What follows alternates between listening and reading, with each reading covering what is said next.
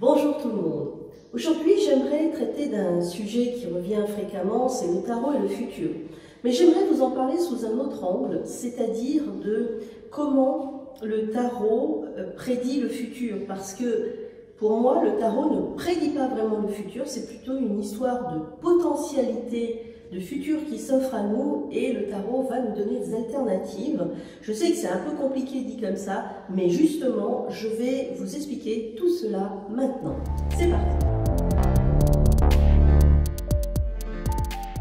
Bonjour, je suis Sam, fondatrice du site lechariot.com. Je suis également formatrice tarot et consultante. Alors, pour en revenir à cette histoire de futur, la question c'est peut-on prédire le futur avec le tarot? La plupart des gens ont une vision assez restrictive du tarot et il arrive, je pense que vous avez sans doute rencontré ce genre de choses, on propose aux personnes de tirer les cartes et elles répondent « Oh non, je ne veux absolument pas savoir ce qui va m'arriver » ou elles ont vraiment peur de découvrir des choses pas agréables. Donc en fait, c'est à cause de cela que beaucoup de personnes ont peur du tarot ou elles ont peur de se faire des tirages ou s'imaginent plein de choses absolument farfelues et rocambolesques par rapport justement à ce que le tarot pourrait dire. Alors justement, on va voir tout cela parce que le tarot, c'est un outil super puissant. En refusant l'utilisation du tarot, refuse justement l'aide de cet outil super puissant, mais le tarot ne dit pas qu'il va se passer des choses horribles, il ne dit pas que vous allez vous faire écraser par une voiture, il ne dit pas que demain vous allez avoir un accident ou je ne sais pas quoi. Le tarot, il donne des alternatives. Alors, comment ça fonctionne ? Alors, tout d'abord, cette histoire de prédire le futur, c'est très complexe, mais c'est très intéressant parce que les personnes qui ont peur que le tarot leur dise des choses et que ça arrive, montrent qu'elles sont convaincues de n'avoir aucune prise sur leur avenir, aucune prise sur leur vie et en fait, elles subissent complètement les choses. Et donc là, on est en face de quelque chose de très important parce que, d'ailleurs, Philippe Guillemant l'a montré. Je vous donnerai la référence de ses livres dans la description. C'est un physicien qui parle justement, un physicien spirituel qui parle beaucoup du temps et qui montre que les futurs sont justement des potentialités. Le futur existe, il existe en puissance. Et ce futur-là, nous le vivons au présent. Si le futur est modifié, le présent est modifié. Vous voyez, c'est un petit peu une idée que c'est à l'envers de ce que l'on croit. C'est-à-dire que c'est ce qu'on vit au présent est lié à ce qui se passe dans le futur et vice-versa. Il appelle ça la théorie de la double rétrocausalité. Bon, c'est beaucoup plus complexe. Hein. Là, j'ai vraiment simplifié au maximum. J'espère que j'ai pas déformé la théorie. Mais c'est pour dire que si on applique ça au tarot, on va se rendre compte que ce que moi je décide aujourd'hui face à des alternatives que me propose le tarot va changer certaines décisions, mais plus encore certains événements dans mon présent.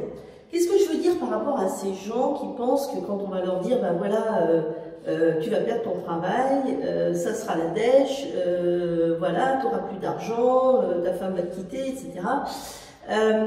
Qu'est-ce qui se passe avec ces personnes-là? C'est qu'elles sont convaincues qu'elles n'ont rien à faire dans leur vie, simplement la subir. Et moi, je vous pose la question, est-ce que vous avez envie de subir les choses? Parce que moi, non. J'ai pas envie d'être dans un film où on me dit, ben voilà, le scénario, il est celui-là, et ben t'as pas le droit de le changer. Je suis pas d'accord, moi je vais changer de film tout de suite. Et en tous les cas, j'accepterai pas le rôle qu'on va me donner.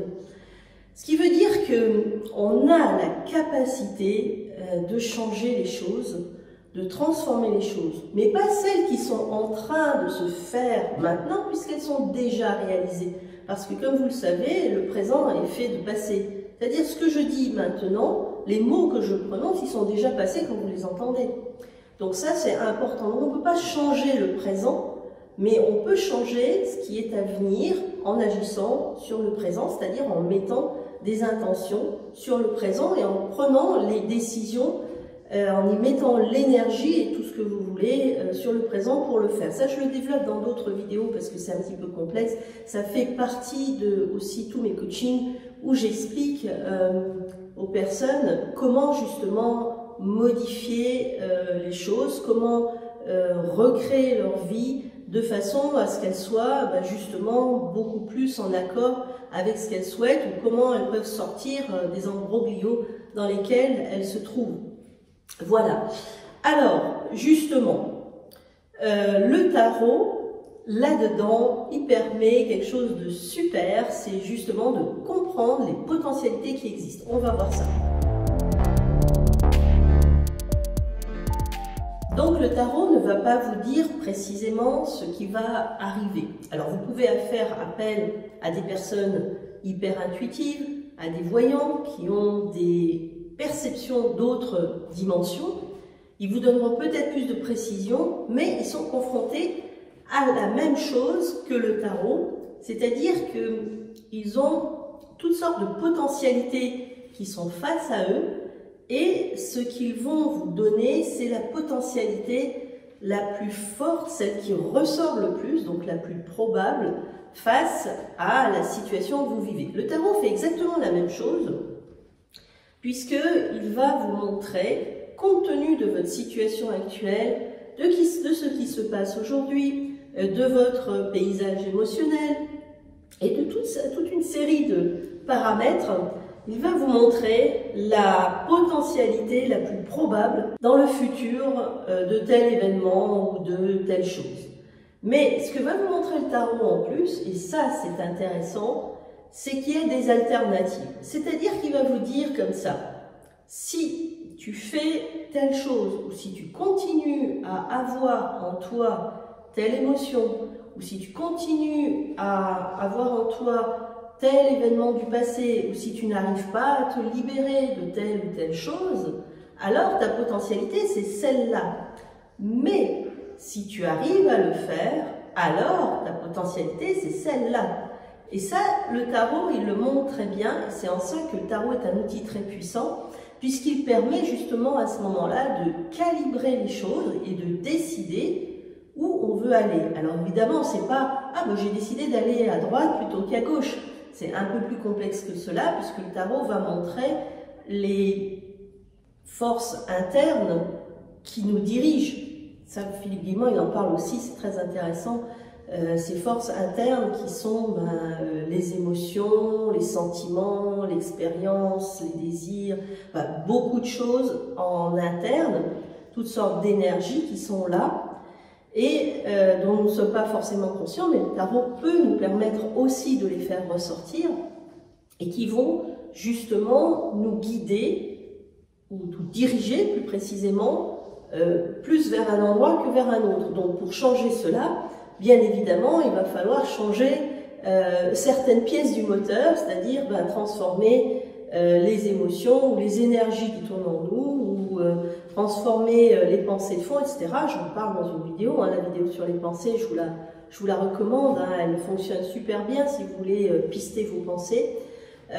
Donc tout ça, on va le transformer avec l'aide du tarot, qui là va être un outil précieux puisqu'il va montrer ce qu'il y a en nous, va montrer les différentes alternatives, et au fur et à mesure qu'on avance dans le temps, il va également nous montrer, là, l'alternative, elle a un petit peu changé, maintenant c'est un peu plus possible ça, maintenant c'est un petit peu moins ça, et donc il montre au fur et à mesure qu'on avance dans notre travail que les potentialités qui sont là-bas, s'il y en avait une qui était très élevée, avec le travail elle a peut-être diminué au profit d'une autre qui est peut-être plus intéressante, en tous les cas si c'est celle qu'on a ciblée. Alors j'espère que vous m'avez comprise, parce que c'est vrai que c'est un petit peu complexe raconter comme ça, mais c'est assez simple quand on commence à s'asseoir, réfléchir, poser les cartes, poser les bonnes questions, faire la bonne démarche et le bon processus. Assurément, on arrive très bien à arranger les choses, se comprendre et aller vraiment dans le sens où on veut aller, évidemment toujours en accord avec soi-même et de façon la plus correcte. Voilà. Donc ça, c'est la fonction première du tarot.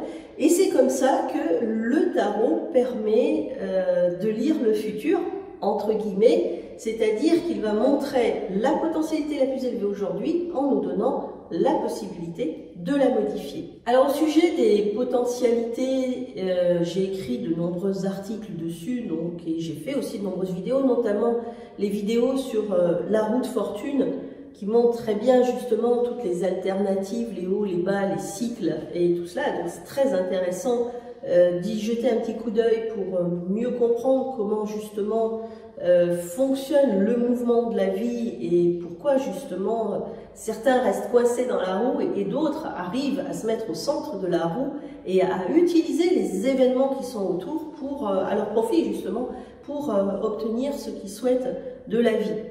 Une chose importante également, c'est que le futur ne surgit jamais du néant. Alors ça a l'air amusant quand on dit ça comme ça. Nous sur Terre, nous avons une vision linéaire du temps. Le temps n'est pas forcément linéaire, en fait le temps est comme un tout. Et c'est pour ça qu'on peut se permettre de dire qu'il y a un va-et-vient entre le futur, le présent, et que les deux sont totalement liés. Et que si on modifie quelque chose avec notre intention sur les potentialités dans le futur, on va créer des occasions dans le présent qui vont nous emmener à ce futur-là. Et le tarot, justement, nous sert à ça. Même en allant un petit peu plus loin, il y a de plus en plus de physiciens, Philippe Guimand en parle également, avec beaucoup de prudence, parce que c'est pas forcément toujours compris, mais c'est assez logique. Si, à partir du futur, on arrive à modifier le présent, pourquoi ne modifierait-on pas le passé également? Et donc, en modifiant notre futur, nous modifions notre passé. Et ça vaut à l'échelle personnelle, mais ça vaut aussi à l'échelle planétaire, donc avec les événements, etc. Ça, c'est très intéressant. Alors, évidemment, c'est difficile à comprendre parce qu'on se dit, oui, mais il y a des choses écrites, etc. Et il faut comprendre que, en fait, tout ce qu'on croit être du dur, tout ce qu'on croit être du solide ne l'est pas, et que tout se modifie en fonction, justement, des empreintes énergétiques. Un livre a été écrit, et à la suite à une modification de quelque chose, il peut très bien ne pas être écrit. J'ai constaté ça avec les mails, par exemple. D'avoir reçu un mail, ne pas l'avoir effacé, l'avoir même mis en important, et puis de le chercher, de ne plus du tout le trouver, d'être obligé de demander à ce qu'on le renvoie, parce qu'il a complètement disparu. On ne sait pas dans quel néant il a disparu. Bon, l'informatique fait disparaître des choses, mais je pense qu'en raison de cela, c'est un très bon exemple, puisque l'informatique, c'est quelque chose d'impalpable, ça ne fonctionne qu'avec des ondes et de l'énergie, et il y a des choses qui disparaissent complètement, on ne possède rien de ce qui est dans notre ordinateur, ça peut disparaître du jour au lendemain. Tout ce qui est sur des supports magnétiques ou autres n'existe pas en fait, ne peut être lu qu'avec un décodeur, ne peut pas être vu comme ça, comme tout ce qui est dans l'ordinateur ne peut fonctionner que si l'ordinateur est allumé. Quand l'ordinateur est éteint, il n'y a rien. Eh bien nous c'est pareil en fait, mais on ne s'en rend pas compte.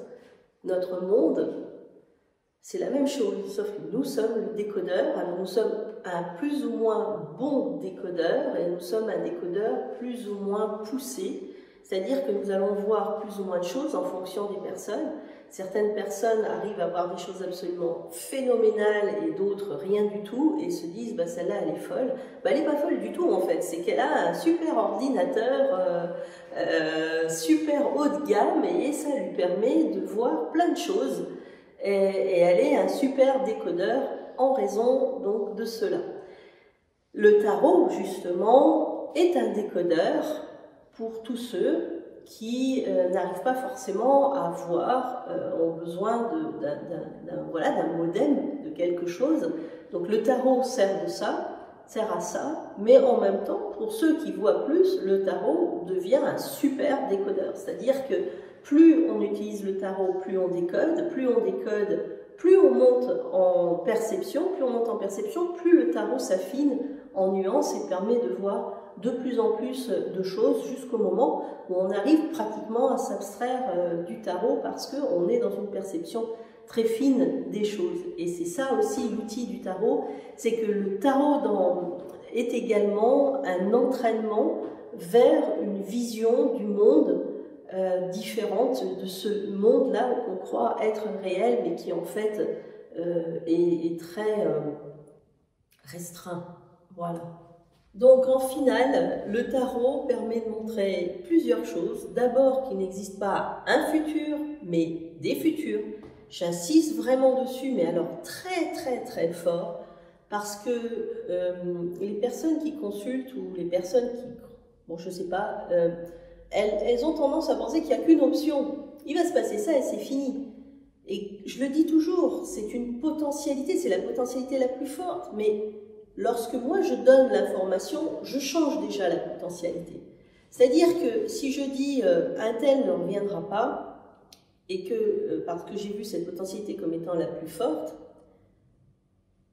il peut y avoir plusieurs solutions. Soit, effectivement, un tel ne revient pas parce que l'acceptation de cette potentialité au niveau inconscient est entérinée et les faits montrent que effectivement c'est comme ça. Encore que mon exemple que je donne est un peu vicié sur les bords parce qu'il prend en compte une autre volonté. Ça, j'en parle dans la vidéo, pourquoi il ne faut pas trop tirer les cartes. Mais si jamais la personne n'accepte pas ou change l'énergie à ce moment-là en disant oui, parce que j'ai fait ça, ou parce qu'il s'est passé ça, ou parce que nous avons vécu ça, c'est comme ça, mais je sens maintenant que j'ai compris quelque chose, et là, elle commence à soigner l'énergie de cette relation, un retour peut être envisagé. Peut-être qu'aujourd'hui, il est à 20%, demain, il est à 40%, après-demain, il est à 60%, et voilà. Et là, j'ai changé quelque chose en annonçant une information qui a permis de faire une prise de conscience et donc de changer ici la potentialité future. Ça peut être le cas aussi pour les examens. Là, ça va être un bon exemple bateau. Aujourd'hui, je dis l'examen en potentialité, il ne sera pas réussi. La personne reçoit cette information et qu'est-ce qu'elle va faire? Elle va se mettre à étudier plus. Ou alors, elle va chercher à comprendre pourquoi, si elle étudie beaucoup, pourquoi elle risque d'échouer. Quel est son problème? C'est un problème émotionnel, c'est un problème de connaissance, c'est un problème de plein de choses. Elle va le chercher. Éventuellement, avec le tarot, on peut trouver. Et là, qu'est-ce qu'elle fait? Eh bien, elle est, en prenant conscience de l'information qui est là, elle va changer les choses et à ce moment-là, elle va changer le futur. Et en changeant le futur, elle change le présent. C'est le tarot qui lui a permis de prendre conscience. Elle transforme la potentialité future qui devient réussite aux examens.